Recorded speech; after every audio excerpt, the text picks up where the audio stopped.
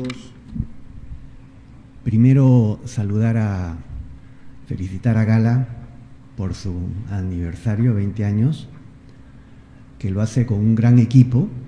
Creo que eso es muy valioso resaltar. Ha sabido convocar a gente con talento que está moviendo el ambiente, y creo que eso es muy valioso, se necesita en el medio jurídico, ¿no?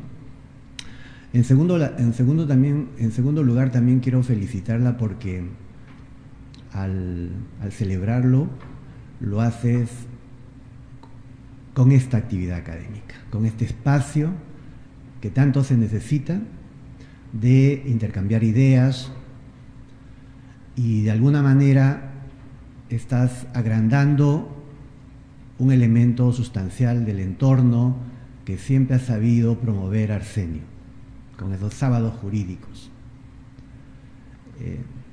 En estos dos comentarios, en el primero está tu esfuerzo que conocemos desde hace muchos años, verte trabajar 24/7, en el sol, en el polvo, y creo que estos 20 años es una recompensa justa. Y en segundo lugar, llevar esa bandera de promover el espacio de debate.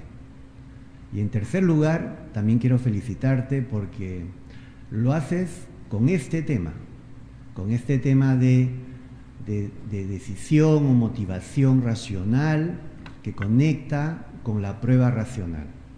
Es un tema que necesita de debate, es uno de los temas que ha sido descuidado durante los últimos años, decenas de años, que felizmente no estamos, obviamente, en un momento como inicio de siglo.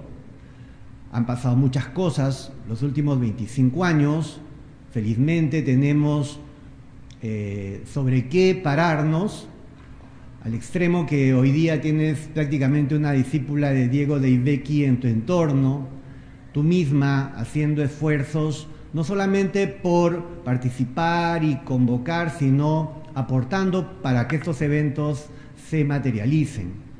Así que por esas tres cosas yo te felicito, Yuli Gala.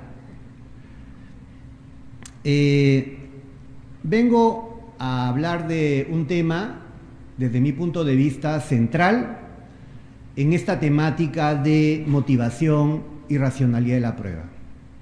Está en el centro y desde mi punto de vista es esencial y hasta provocador. Imaginémonos a prueba sin convicción como una persona que ha nacido en un pueblo que se llama prueba con convicción. Entonces, lo que yo quiero un poco hablar es cómo le va a esa persona que se llama prueba sin convicción en ese pueblo que se llama prueba con convicción. ¿Cómo le va? ¿Le va bien? ¿Le va mal? ¿Han reconocido que ha nacido? ¿Su partida de nacimiento está ok? De repente hasta dudan de que es prueba sin convicción. Quiero un poco hablar de esto a lo largo de lo que me queda. Decía que este punto está ubicado en dos grandes temas: motivación racional y racionalidad de la prueba. Estos dos libros, que tienen más o menos el mismo contenido, uno tiene 12 artículos, uno tiene 9 artículos, los 9 se reproducen en los 12, lo que quiero decir es que la temática está ahí: prueba y racionalidad en la decisión judicial, o motivación y racionalidad de la prueba. Cuando hablamos de racionalidad de la prueba, necesariamente estamos hablando de motivación racional. Cuando hablamos de motivación racional, estamos hablando de justificación de la decisión. No estamos hablando de la explicación de la decisión. No estamos hablando de cómo llegó el decisor, el juez, a una decisión. Eso se da en el contexto de descubrimiento. Estamos hablando de cómo se justifican las decisiones, es decir, algo que se da en el contexto de justificación. Antes de contarles cómo le va a prueba sin convicción en el pueblo, prueba con convicción, que es un poco sobre la base de data procesada cuantitativamente en un universo de más o menos 30.700 resoluciones emitidas por las salas penales supremas, quiero de manera muy sencilla mostrarles algo así como un mapa conceptual básico que nos ubique, que ubique los temas, porque creo que ahí hay un problema.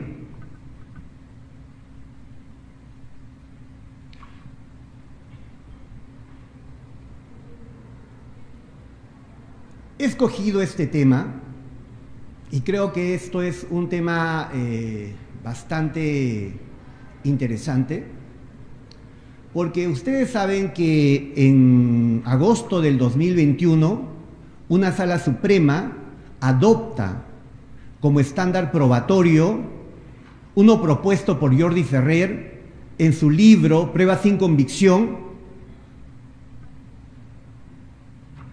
y una de las tesis más rompedoras de este libro es que para aceptar que una hipótesis de culpabilidad está probada, la convicción es irrelevante.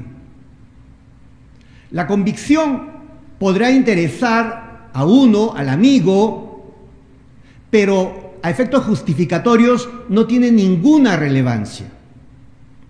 No solo eso, sino que una otra tesis bastante fuerte es que si no hay estándares de prueba establecidos como reglas predeterminadas, con criterios intersubjetivamente controlables, no es posible la motivación racional. Y si no es posible la motivación racional, no es posible el debido proceso. Dos tesis muy fuertes, porque nosotros vivimos en el mundo de prueba con convicción. Nos gusta el baile de la convicción, jugamos el juego de la convicción. No nos explicamos cómo sería el derecho sin la convicción. En el mundo de los abogados, todos hablan de argumentar para convencer al juez. Y los jueces esperan argumentos para convencerse y declarar la inocencia o la absolución de una persona. Es decir, el hecho de haber en la Suprema acogido una tesis fuerte en el ámbito de la convicción, en el ámbito de la decisión racional, con consecuencia en el debido proceso, tiene importancia suma. O sea, no estamos hablando de un tema menor, estamos hablando de un tema, además, altamente polémico, como vamos a ver también en la forma como se ha ido desenvolviendo. Bueno, antes de pasar, esta es la fórmula que propone el libro, ¿ok? Estas son las dos condiciones. Quiero que lo tengan como un pantallazo, porque lo que está en amarillo,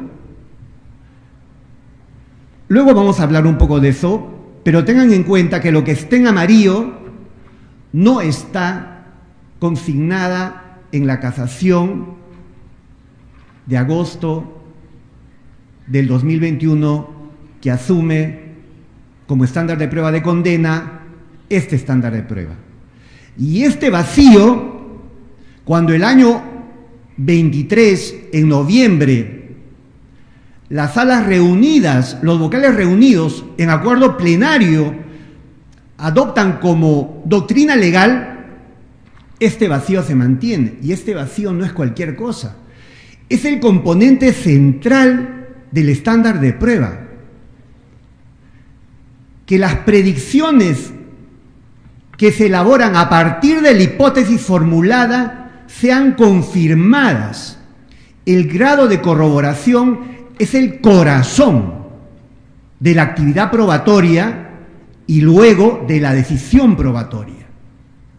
Y qué curioso, qué casualidad, que cuando una sala lo asume y cuando todos los vocales lo asumen, ese elemento central, el corazón del estándar propuesto o de los estándares propuestos por el libro, no aparece. Por eso decía yo que al inicio decía incluso que vamos a ver en el terreno si prueba sin convicción su DNI está bien, si su partida de nacimiento está ok, si hasta le vamos a cuestionar su existencia, porque prueba sin convicción va a decir, yo existo, aquí estoy como doctrina legal y estoy para quedarme. Y va a haber un entorno que le va a decir, bueno, ni existes, acá tu partida de nacimiento tiene una falla de origen. Les decía que ubicar la temática en un mapa conceptual básico. Cuando hablamos de decisión racional, estamos hablando no solo de justificación interna, es decir, de esa garantía silogística en la que una conclusión se deriva de las premisas. Eso no es suficiente. La concepción de la decisión racional exige, desde finales ya de los 60, la necesidad de la justificación externa de las premisas. Porque la estructura silogística no garantiza la verdad de la premisa, garantiza que la conclusión se derive de las premisas, pero no garantiza la rectitud, la corrección o la solidez de las premisas. Por lo tanto, el que decide tiene que preocuparse de la justificación externa, tanto de la premisa normativa como de la premisa fáctica. Últimamente se está hablando de manera muy interesante de la premisa calificatoria. Uno de ellos es Diego Deivecchi, por ejemplo, o Daniela Catino. Es un tema interesante que se los dejo porque uno de los mecanismos que se usa mucho en el ámbito de la defensa es la excepción de improcedencia de acción. Y creo que este es un buen escenario para reflexionar al respecto. Entonces, continuando, el tema que nos ocupa está en el ámbito de la justificación externa de la premisa fáctica. ¿Ok? La premisa fáctica, en la premisa fáctica se requiere que se justifique la valoración probatoria y la suficiencia o el grado de corroboración a la que concluye en el que concluye la valoración probatoria.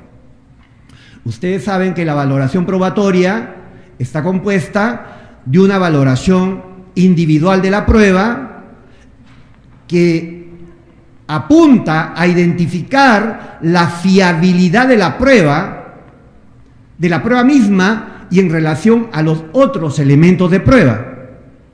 Y la valoración conjunta está identificada para determinar el grado de corroboración de la hipótesis que aportan todos los elementos de prueba valorados individualmente. En la valoración conjunta se llega a determinar un grado de corroboración, un grado de probabilidad inductiva. No te dice si ese grado es suficiente o no para superar el estándar probatorio. Lo que te dice si es suficiente o no es justamente el estándar probatorio entendido como una regla general que establece criterios para decir qué grado es suficiente para tener o aceptar por probado una hipótesis. Entonces, lo que se hace es verificar si ese grado de corroboración al que se llegó con la valoración conjunta supera o no, cumpliendo los requisitos mínimos, el estándar de prueba adoptado. En este caso, el estándar de prueba 3, propuesto por Jordi Ferrer. Entonces, el tema que estamos abordando se ubica en la suficiencia probatoria, en el escenario de la justificación externa de la premisa fáctica, en la suficiencia probatoria, que es un elemento que no solamente está explicado por la epistemología ayuda a identificar criterios para que se establezca con la mayor claridad posible cuándo o cuál es el grado de corroboración suficiente. Pero no solo, también está conformado y es una norma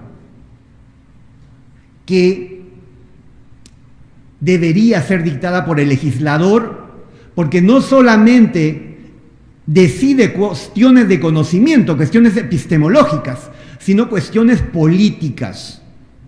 Sobre la espalda de qué sujeto procesal recae una decisión errónea o el error en las decisiones. Entonces, el tema que estamos abordando está ubicada en suficiencia probatoria dentro de la premisa fáctica, ¿no es cierto?, dentro de, digamos, este esquema de decisión racional. Y bueno, ahora un poco nos vamos a adentrar en la realidad. Producto, como digo, de esta exploración que vengo realizando en un universo de más de 30.000 resoluciones judiciales dictadas por la Corte Suprema en el lapso del 2015 a 11 de marzo del 2026. Y abarca no solamente sentencias de casación, sino también autos calificatorios, sentencias recaídas en recursos de nulidad y resoluciones recaídas en el trámite de recursos de apelación. Un primer dato interesante de este universo es que la noción de valoración racional va en incremento. Es decir, esa valoración no arracional o irracional o subjetiva, sino esa valoración que no se limita a la estructura logística de la decisión, sino que abarca esa justificación externa e interna, y desde una perspectiva racional. Este es un buen dato, ¿no? Un dato, digamos, alentador, porque comprobamos en la realidad que nociones vinculadas a la decisión racional van creciendo, ¿no es cierto? Otro dato es que la noción de valoración racional, que es la que está en azul, también está en crecimiento, ¿no? O sea, no una valoración subjetiva. Directamente se habla de valoración racional, se utiliza como parte del léxico de esta época, ¿no?, en las resoluciones judiciales de valoración racional. O sea, vemos también que tanto el tema de la decisión racional como noción, como el tema de la valoración racional como noción, está en incremento desde el año 2015 hasta marzo 11 del 2026, hace unos días. Pero hay un problema acá, porque si bien es cierto hay un avance en el uso de estas nociones, cuando entramos nosotros a ubicarlo dentro de un contexto mayor, vemos que la palabra convicción o la palabra certeza dominan ampliamente el vocabulario o el léxico de este universo de resoluciones, el verde. Y si lo queremos remitir, esta cifra grande, que va a más de 14.000 resoluciones que tienen certeza o convicción, hay que tener en cuenta que en nuestro el lenguaje hay la palabra elemento de convicción, que es también muy usado, pero también tiene una connotación ya, elemento de convicción, ¿cierto? Que es del mundo de la prueba de convicción, del lugar, del pueblo. No es las ideas que trae el que ha nacido y que se llama prueba sin convicción. Pero si reducimos de esa muestra de 14.000 a convicción judicial, ¿no? Reducimos a la convicción judicial, convencimiento judicial, ¿no? Ya no solamente el convencimiento, sino le agregamos una frase para hablar de estoy convencido, el estado de convicción, la forma como evoluciona es la naranjada. Pero en ambos casos, digamos, lo que manda, lo que abunda es elementos que están vinculados a eso que prima en ese pueblo de prueba con convicción. Quizá un dato interesante. Si se dan cuenta, las dos líneas que dan el ritmo a la música de la convicción están en caída desde el año más o menos 25, 24, 25. Es decir, bueno, algo. Y puede estar dándose porque ustedes van a poder comprobar, por ejemplo, que el libro que es más citado en la jurisprudencia suprema, que es el de César San Martín, en la última edición, cuando habla de la prueba y de la finalidad, no habla de convicción, por lo menos modifica un párrafo. No digo que el libro, digamos, sea uniforme, pero directamente lo modifica, ¿no? Obviamente son libros que tienen mucho impacto, que pueden estar incidiendo y si se están cuidando de cómo abordamos el tema de la convicción. ¿Ok? Entonces, esta caída en ambos léxicos, ¿no? Es un dato interesante para nosotros, ¿no? Bueno, los criterios que he usado para esta búsqueda de datos están ahí, ¿no? En el tema de la motivación racional, creo que no, quizá la primera, pero quizás las dos primeras, ¿no? En convicción certeza, ¿no? Da ese número alto porque solamente se utiliza convicción certeza, ¿no? En cambio, cuando se habla de convicción y certeza judicial, se utiliza los términos estado de convicción, convicción en el juzgador, convicción más allá de toda duda, estándar o grado de convicción, genera convicción y certeza, o sea, toda una serie de terminología que se utiliza referida a la convicción del juzgador para declarar probada una hipótesis. Otro dato es que el término o la noción estándar de prueba también está en crecimiento, o sea, cada vez se usa más. ¿Ok? Bueno, es un buen dato, ¿no?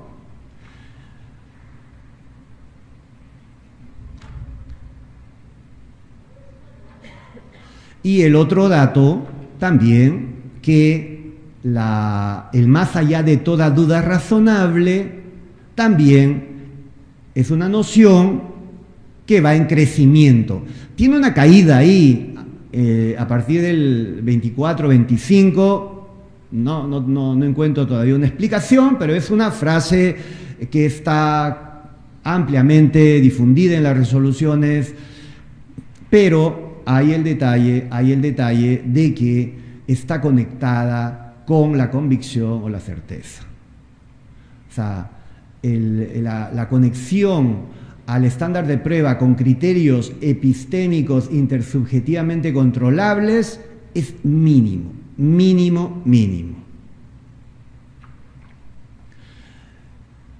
Aquí un poco la comparación, ¿no? Por eso, convicción y certeza judicial, que es el morado, la convicción y certeza, que es el rojo, que es lo que domina el ambiente, ¿no?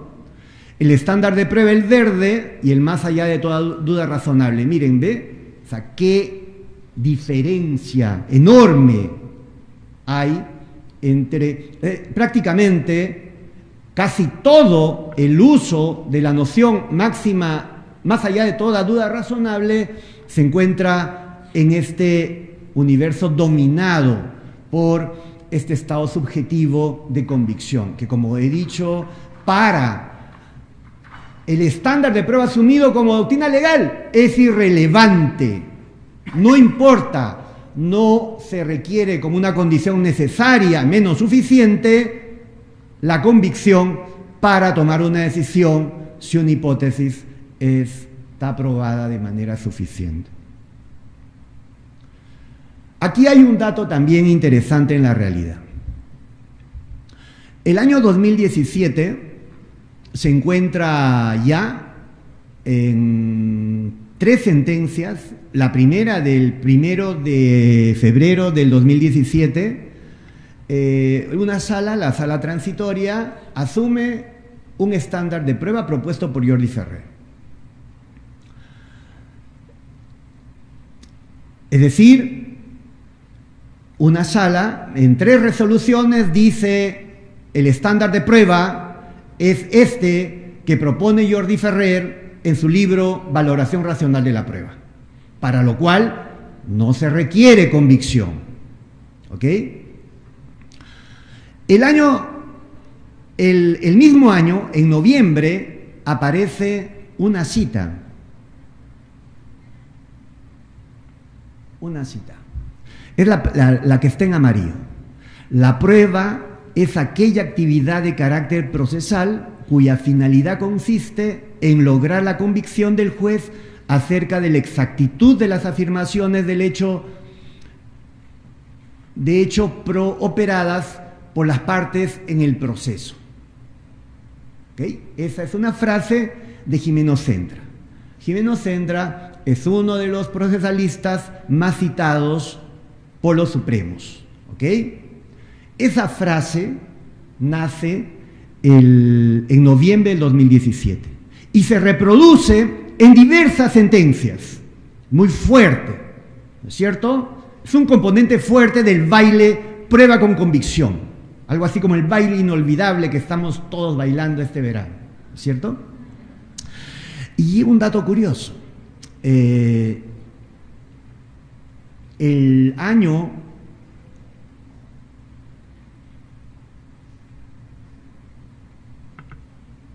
2000, el 15 de marzo del 2021,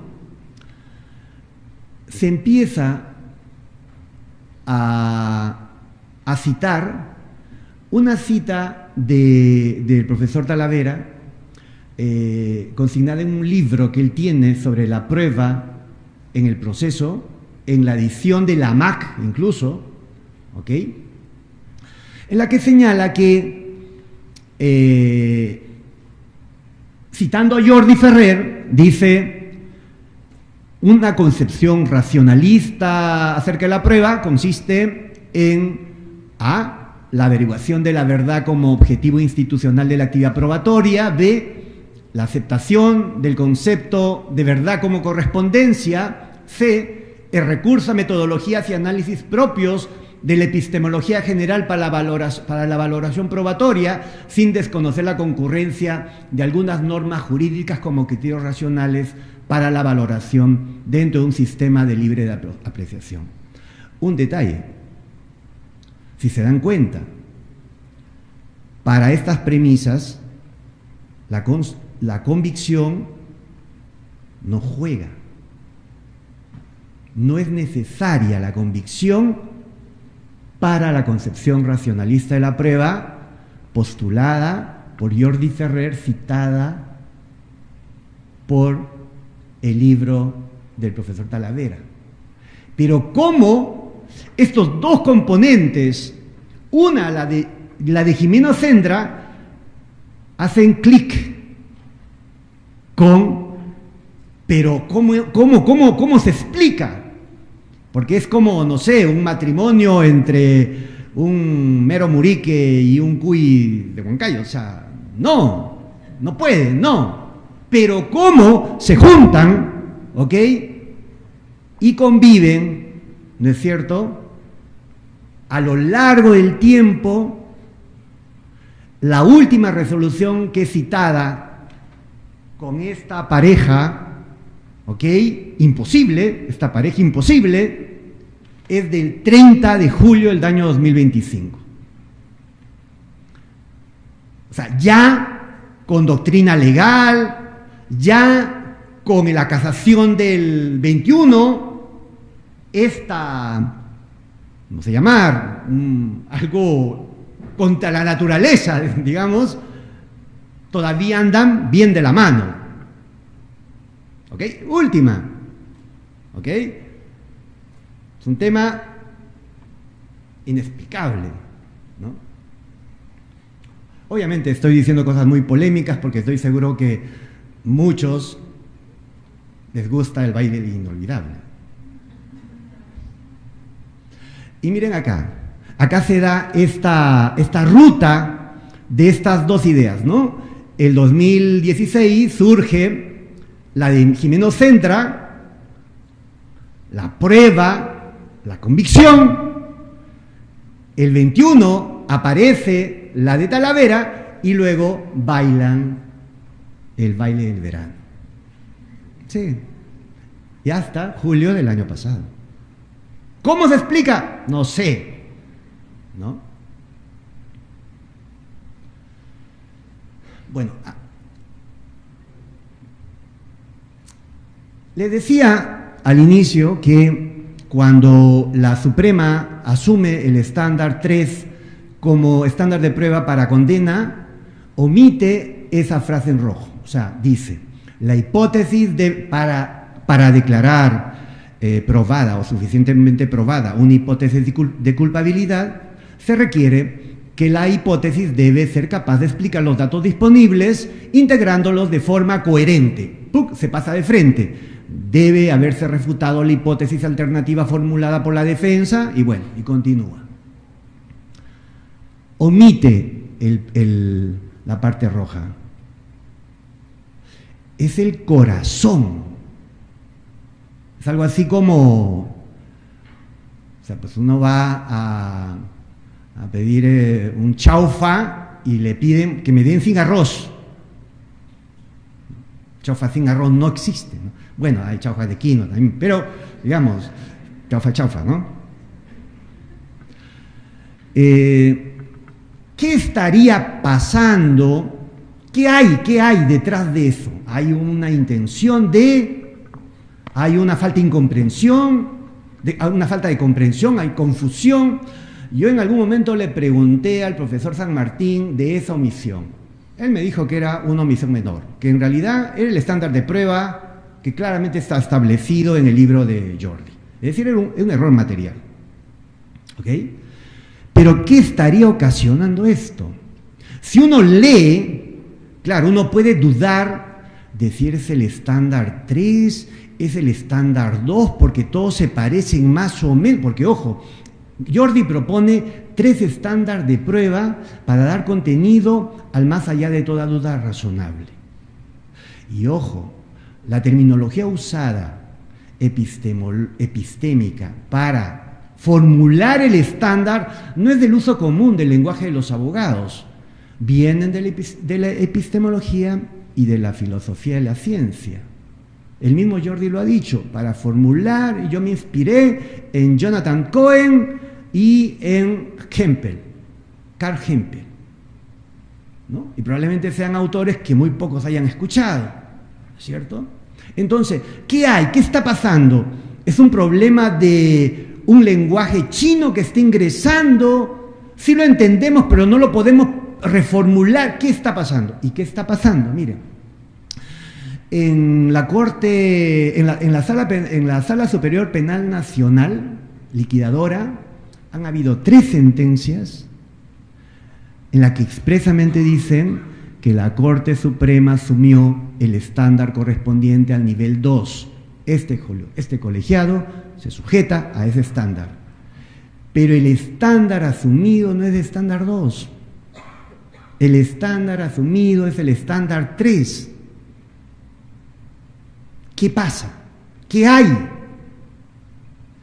Y ojo, uno de estos casos es uno probablemente el más grande de la historia. Uno de ellos es el caso Sánchez Paredes,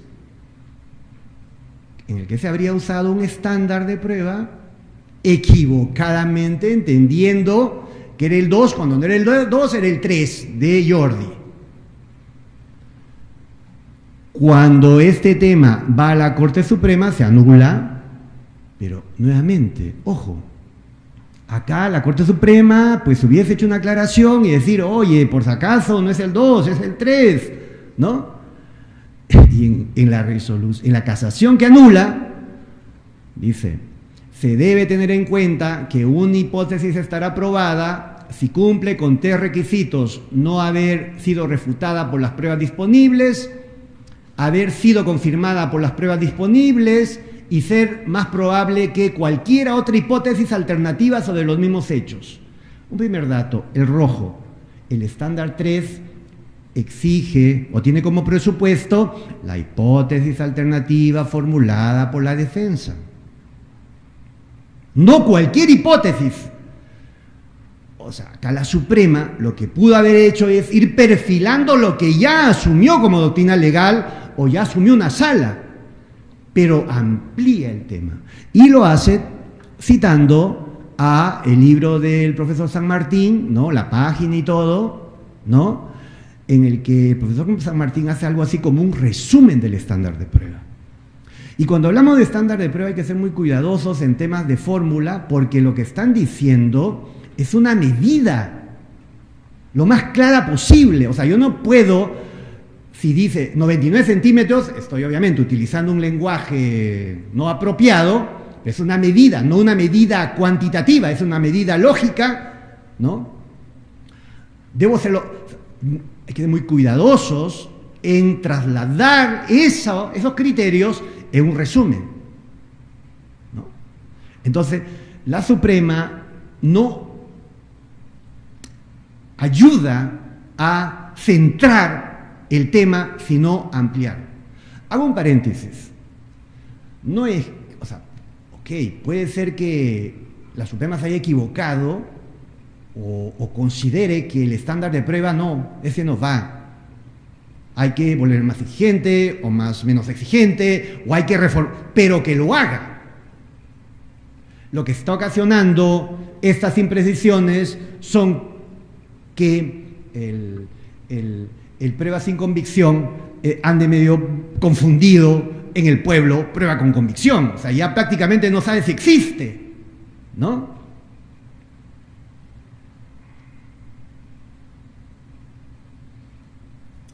Otro detalle. En el acuerdo plenario, el 7 del 2023, que tuvo por objeto la identificación del estándar de prueba de etapa intermedia para sobreseimiento y para autoenjuiciamiento, se declara como doctrina legal, como he adelantado, pues no solamente el estándar de prueba de etapa intermedia, sino también en el numeral 21 se habla del estándar de prueba 3 asumido por esa casación 1897, ¿no? 1897, no, 1897 del 2019, ¿ok? Y miren, acá hay un detalle, dice, ¿no? Para condenar se requiere de un estándar del más allá de toda duda razonable. Este último estándar para condenar ha variado para la Corte Suprema, ahora sume un estándar de prueba objetivo, siguiendo el tipo de estándar de prueba planteado por Jordi Ferrer en la casación 1897. A continuación, se afirma también que el estándar probatorio es la comprobación racional a partir de la regla de la sana crítica, del grado de certeza que las pruebas generen en la mente del juez.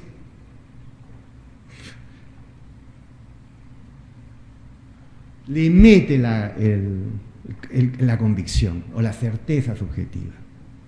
complicando nuevamente el tema. Okay.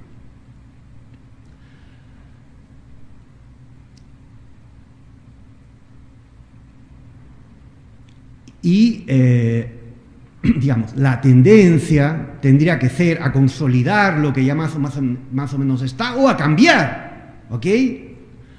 Y ustedes van a encontrar en el camino, en agosto del 22, o sea, un año después de la casación, una ejecutoria suprema en la que habla que, según el tratadista Jordi Ferrer, señala que el deber de motivación será satisfecha siempre que la argumentación de la decisión atienda dos cuestiones fundamentales. Que la argumentación de la decisión sea capaz de explicar...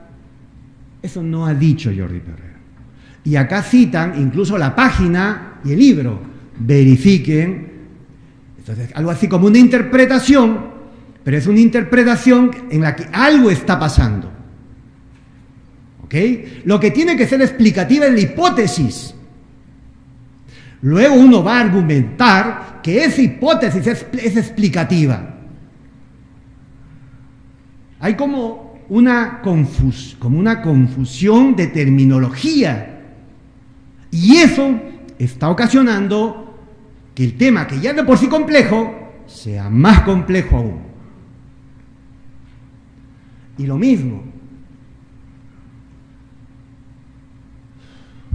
En el 24, sobre la insuficiencia probatoria, se señala que la insuficiencia probatoria parte del estándar de prueba como criterio para determinar cuándo se puede dar por probado un hecho, ¿no? De un proceso. Según la Corte Suprema, el estándar de prueba necesario para condenar es un estándar de prueba basado en la certeza, como lo señala la casación. La casación no señala eso. Sin embargo, se introduce ese elemento. ¿Qué pasa? Es decir, el baile inolvidable es muy fuerte, ¿no? No se puede, no, ya.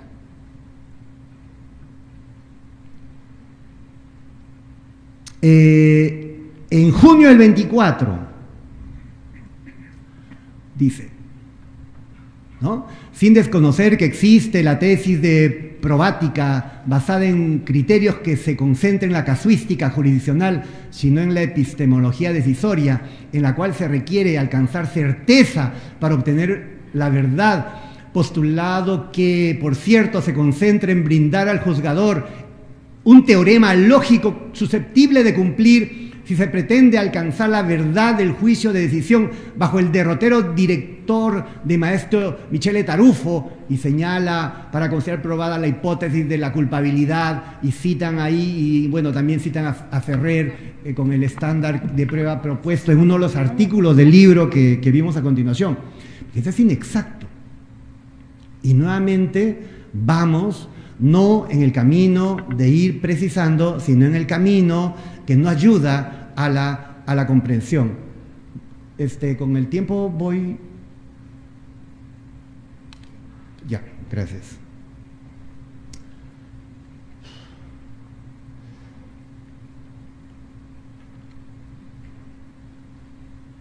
El último dato en la Suprema, que es del 11 de marzo,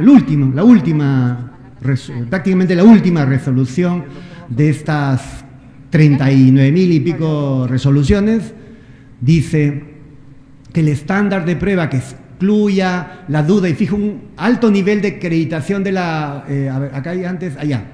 Cuarto, dice, por otro lado, el estándar probatorio es la comprobación racional a partir de la regla de la sana crítica del grado de certeza de las pruebas que generen la mente del juez respecto a los hechos sometidos en consideración. Ustedes recuerdan que cuando vimos el acuerdo, el 07, primero se citaba a la casación y en un argumento secundario decía, y también, ¿no?, la certeza y patatín y patatán. Bueno, ese segundo, que era un argumento secundario, aquí aparece en el primero. Y la certeza sobre ese estándar que busca justificar sin necesidad de convicción. Un tema que es interesante es que se viene hablando, aunque ha bajado, digamos, notoriamente su uso, es el grado de confirmación razonable. Hemos dicho que un componente clave en materia de valoración racional es el grado de confirmación. ¿Ok? Y claro, tiene que ser razonable. Pero el problema no es esa fórmula genérica. El problema es cuando hablamos de razonable. Y justamente lo que hace el estándar probatorio es fijar criterios específicos para decir, cumplidos los criterios, se aplica ese estándar o se ha superado un determinado umbral. Volver a una fórmula genérica tampoco ayuda en este tema tan complejo.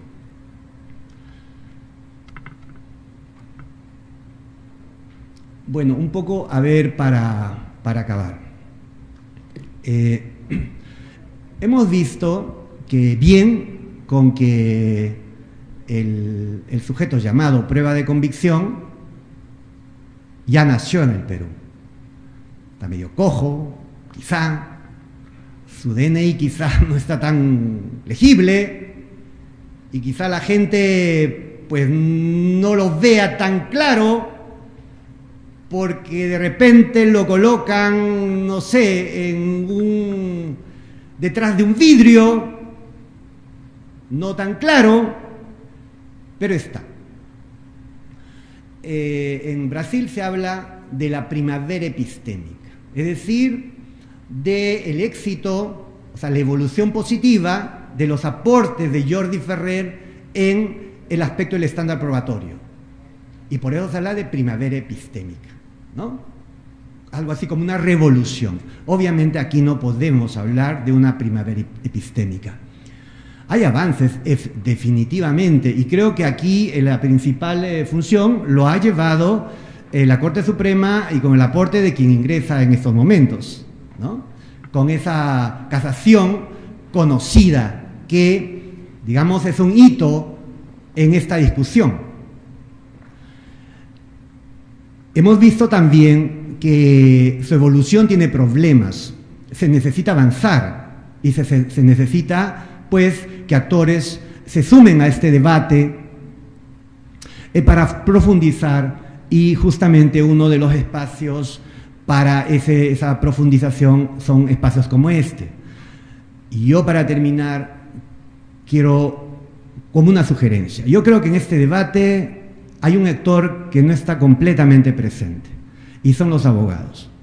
Los abogados continúan con su baile inolvidable.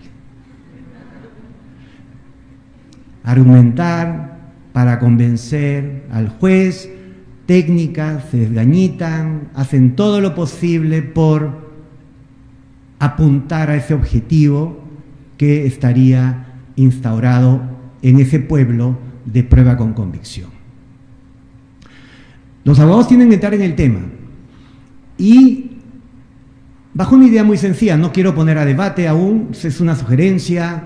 Creo que la litigación es un buen medio para abrir la puerta para el debate, y algo elemental, ¿no? En un tablero de ajedrez, cuando hay dos jugadores, uno no se preocupa en convencer al otro para que, pues, mate su rey. Uno le gana en el tablero, ¿no? Yo creo que se requiere apuntar a una litigación racional.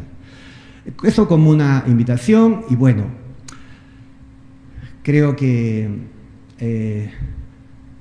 espero haberles aportado algunos datos que motiven la reflexión para adelante, y pues cualquier pregunta que tengan estaremos acá. Muchas gracias.